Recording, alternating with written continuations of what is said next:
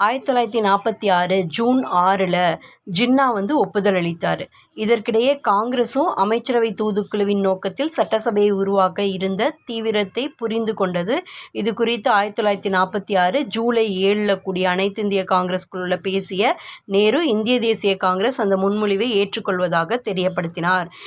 அவங்க 1946 ஜூன் 6ல் ஒப்புதல் கொடுத்தாங்க. ஓகேவா? ஜின்னா 1946 ஜூலை 7ல் நம்ம அனைத்திந்திய காங்கிரஸ் கூடி நேரு ஒப்புதல் கொடுத்துருக்காங்க.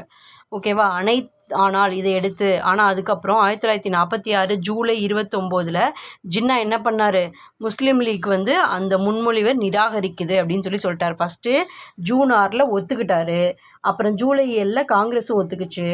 ஆனால் ஜூலை 29ல் ஜின்னா அந்த முன்மொழிவு, எந்த முன்மொழிவு, அந்த 3 பேர் குழு வந்தாங்க இல்லையா, sir Stafford Cripps, Pethick Lawrence, A V Alexander, அந்த குழு சொன்ன அந்த முன்மொழிவு வேணான்னு சொல்லி ஜின்னா மறுத்துட்டார். ஜூலை 29ல் மாற்றி இப்படி பேசிகிட்டு இருந்திருக்காங்க முஸ்லீம் லீக்.